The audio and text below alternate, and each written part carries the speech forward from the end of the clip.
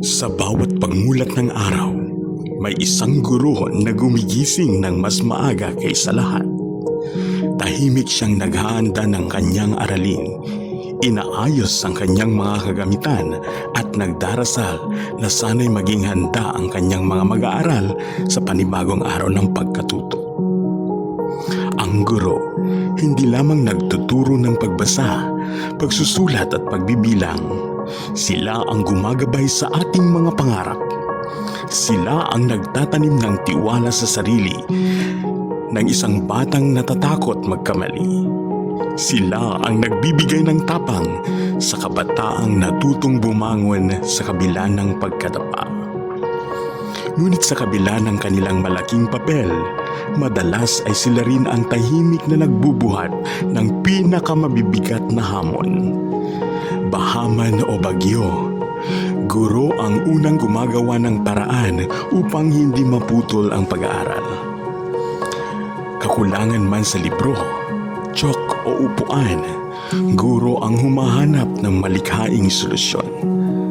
Kahit kapos sa sahod, kahit kulang sa tulog, kahit mahaba ang biyahe, guro ang patunay na nagsisilbing ilaw sa ating mga paaralan.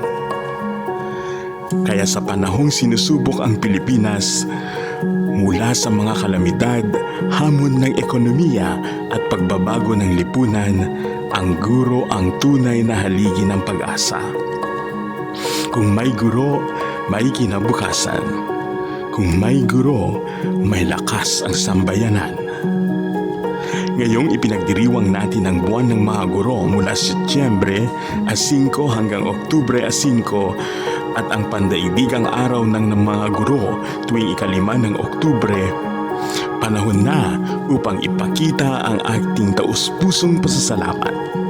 Pasasalamat sa kanilang tiyaga, pasasalamat sa kanilang malasakit, pasasalamat sa kanilang hindi matatawarang serbisyos para sa bayan. Ngunit higit sa pagbati ng salamat guro, panahon na rin upang ipaglaban ang kanilang karapatan. Karapatang magkaroon ng sapat na suporta mula sa pamahalaan at komunidad. Karapatang mabigyan ng maayos na pasilidad, ligtas na silid-aralan at makatarungang pasahod. Karapatang madama na sila ang pinahahalagahan hindi lamang tuwing Oktubre kundi araw-araw ng kanilang paglilingkod. Dahil